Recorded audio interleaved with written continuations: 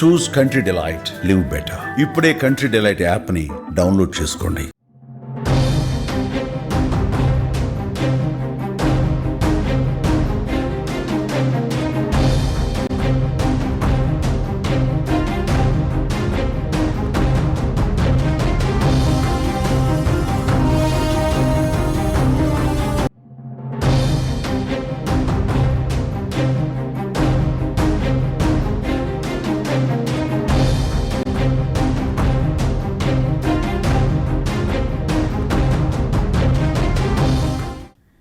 Yes corona, దీని పేరు వింటేనే వెన్నులో వణుకు పుడుతోంది. ఎందుకంటే అది సృష్టించిన మారణ హోమం అంత ఇంత కాదు.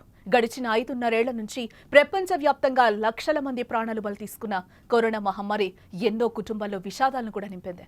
మరికొందరికి చేదు జ్ఞాపకాలను మిగిల్చింది. అందుకే కరోనా వస్తేనే కాదు, దాని పేరు విన్న జనం కూడా భయపడిపోతున్నారు. అలాంటి కరోనా మరోసారి కొత్త రూపంలో పంజా విసురుతోంది. భారత్లో కరోనా వైరస్ మళ్లీ వేగంగా వ్యాప్తి చెందుతూ ఉండటం జనాల్లో గుబులు పుట్టిస్తుందని చెప్పుకోవచ్చు. దేశంలో కోవిడ్-19 పాజిటివ్ కేసుల సంఖ్య రోజురోజుకి పెరుగుతూ ఉండటంతో ఇప్పటి వరకు కరోనా కారణంగా 4 మృతి చెందినట్లుగా తెలుస్తోంది. దీనికి తోడు కరోనా యాక్టివ్ కేసుల సంఖ్య కూడా బాగా పెరుగుతోంది. చాప కింద నీరులా పాకేస్తున్న కరోనా యాక్టివ్ కేసుల సంఖ్య దేశంలో 1000 దాటిపోయిందని చెప్పుకోవచ్చు. ఇక ఇదే అంశానికి సంబంధించి మరింత సమాచారం మా న్యూస్ ఎడిటర్ తిరుమల్ మరింత సమాచారాన్ని అందిస్తారు. ఎస్ తిరుమల్, చాప కింద నీరులో అయితే కరోనా మళ్లీ విజృంభిస్తోందని చెప్పుకోవచ్చు. ఇప్పటికే యాక్టివ్ కేసుల సంఖ్య కూడా పెరిగింది. ఐసీఎం మరొక పక్క జాగ్రత్తలు పాటించాలి, దీనివల్ల కూడా ఎలాంటి సమస్య లేదు అని కూడా చెప్తూనే జాగ్రత్తలు కూడా పాటించాలని చెప్తున్న పరిస్థితి కనిపిస్తుంది. ఎస్, కరోనాకి సంబంధించిన పూర్తి అప్డేట్స్. జానకి, చాలా స్పష్టంగా ఒక విషయాన్ని మనం ఇక్కడ గుర్తించవచ్చు.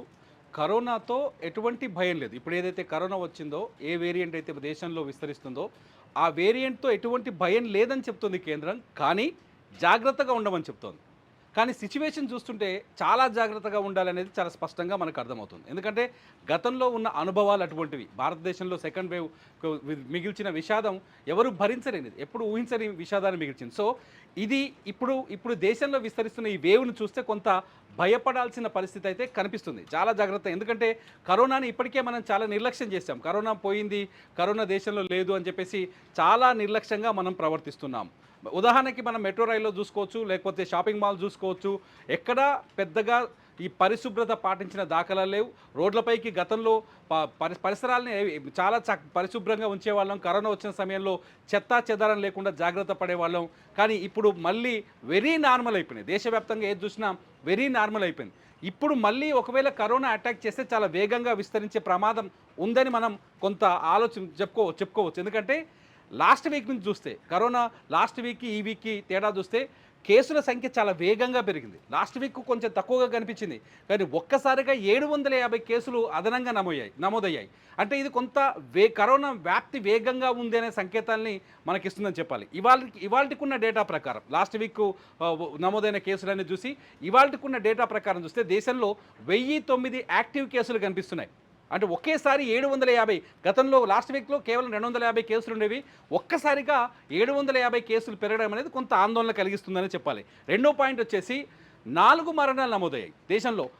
కరోనా JN.1 వేరియంట్తో ఎటువంటి ప్రమాదం లేదు. సాధారణంగా జలుబు ఉంటుంది, దగ్గు ఉంటుంది, జ్వరం ఉంటుంది, అలసట ఉంటుంది.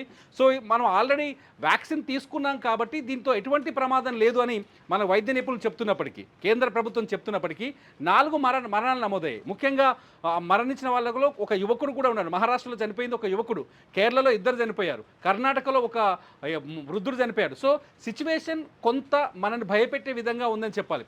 కరోనాతో ఏమీ కాదు అనే భావన, ముఖ్యంగా కరోనా ఎదుర్కోవాలి అంటే మానసిక ధైర్యం ఉండాలి, మనోనిబ్బరం పెరగాలి.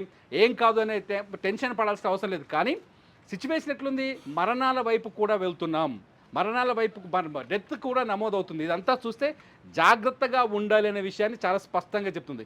భవిష్యత్తులో లాక్డౌన్ ఉండే అవకాశం ఉందా అనే ప్రశ్నలు కూడా వస్తున్నాయి. చాలా సోషల్ మీడియాలో చాలా చర్చ జరుగుతుంది, లాక్డౌన్ వచ్చే అవకాశం ఉందని.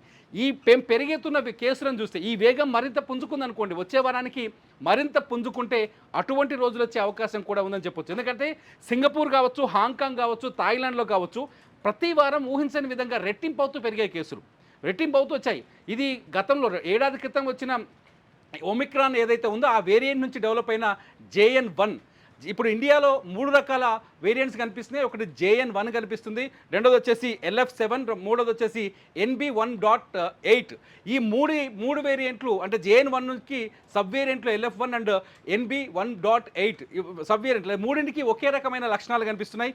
జలుబు ఉంటుంది, దగ్గు ఉంటుంది, గొంతులో మంట ఉంటుంది, జ్వరం వస్తుంది, అట్లాగే అలసట వస్తుంది. 4 రోజుల పాటు తీవ్రమైన ప్రభావం కరోనా వస్తే 4 రోజుల పాటు తీవ్రమైన ప్రభావం ఉండే అవకాశం ఉంది. ఇప్పటికే ఆసుపత్రిలో చేరిన కేసులు మాత్రమే అఫీషియల్గా మనము 1009 చూస్తున్నాం.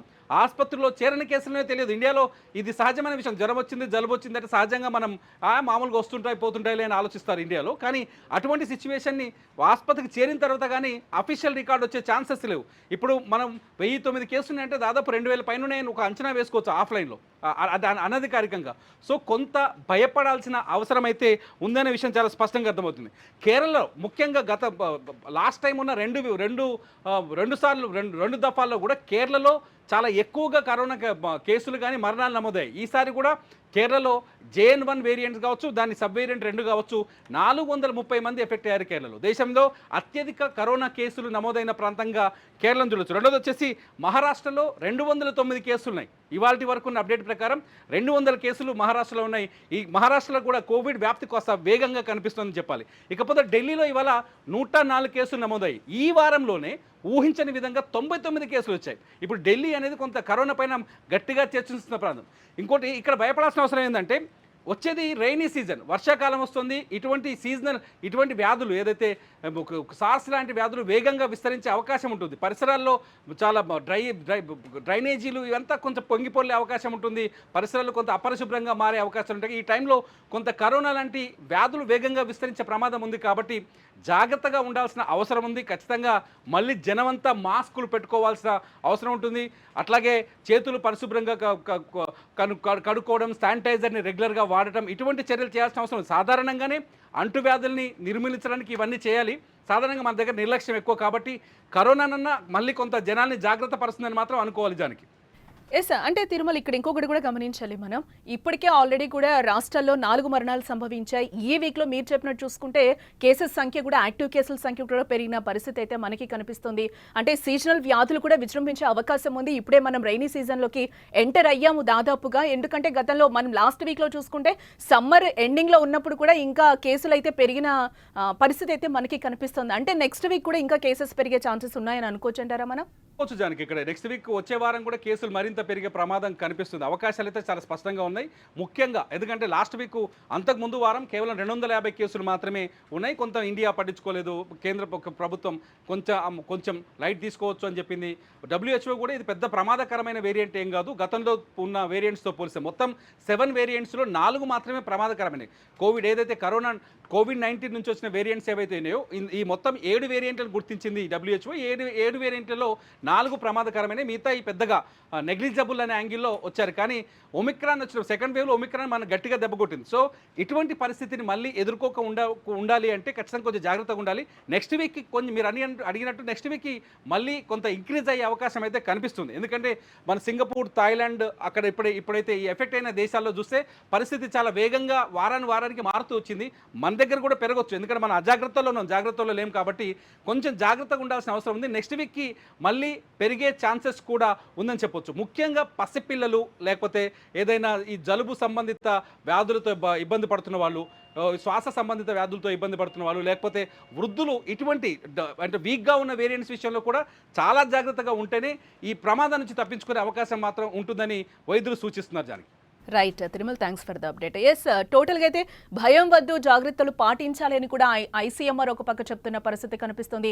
దేశవ్యాప్తంగా కూడా 1000కి పైగా కేసులు అయితే ఇప్పటికే యాక్టివ్ కేసులు ఉన్నాయి. కేరళలో అయితే 403, ఇటు మహారాష్ట్రలో చూసుకుంటే 209 కేసులు, ఢిల్లీలో 104, అలాగే గుజరాత్లో 83 కేసులు, కర్ణాటకలో 47, ఉత్తరప్రదేశ్లో 15, పశ్చిమ బెంగాల్లో 15 కేసులు ఇప్పటికే నమోదు కాగా తెలుగు రాష్ట్రాల్లో 3 కేసులు అయితే ఇప్పటికే నమోదయ్యాయి. ఇక మరోపక్క కోవిడ్ కారణంగా కేరళలో 2, మహారాష్ట్రలో 1, కర్ణాటక కర్ణాటకలో ఒకరు మరణించిన పరిస్థితి అయితే కనిపిస్తుంది. టోటల్ గా మహారాష్ట్ర తానే ఛత్రపతి శివాజీ మహారాజ్ కల్వా ఆసుపత్రిలో చికిత్స పొందుతున్న 21 ఏళ్ల యువకుడు కోవిడ్-19 పాజిటివ్ గా నిర్ధారణ అయ్యి చికిత్స పొందుతూ కూడా మృతి చెందడం జరిగింది. సో అందరూ దీన్ని బట్టి మనం తెలుసుకోవాల్సింది ఏంటంటే నెక్స్ట్ మళ్ళీ మనం కూడా సీజనల్ వ్యాధులు వచ్చే అవకాశం ఉంది. వర్షాకాలంలోకి ఆల్రెడీ అడుగు పెట్టాం కూడా.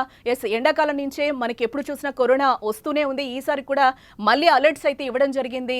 ఉప వేరియంట్ అయితే మళ్ళీ మనకి J1 గా అయితే బయటపడిన పరిస్థితి అయితే కనిపిస్తుంది. అందరూ కూడా చాలా అలర్ట్ గా ఉండాలి, సోషల్ డిస్టెన్స్ పాటించాలి. ఎలాగో మనకి ఇంకా వర్షాకాలం వచ్చింది కాబట్టి సీజనల్ వ్యాధులు కూడా ప్రబలే అవకాశం ఉంటుంది. దీర్ఘకాలిక వ్యాధులు ఉన్న వాళ్ళు కూడా చాలా జాగ్రత్తగా అప్రమత్తంగా ఉండాలి. అలాగే గర్భిణీ స్త్రీలు కూడా అప్రమత్తంగా ఉండాలి. రోగ నిరోధక శక్తిని తక్కువగా ఉన్న వాళ్ళు కూడా పెంచుకోవాల్సిన అవసరం ఉంది. సోషల్ డిస్టెన్స్ పాటించాలి. మళ్ళీ మాస్క్ వేర్ చేసుకోవాలి. మెట్రోస్లో తిరుగుతూ ఉంటాం, జాబ్స్ చేస్తూ ఉంటాం కాబట్టి అందరం చాలా అలర్ట్స్ అయితే పాటించాల్సిన అవసరం ఎంతైనా ఉంది. State to Suman TV.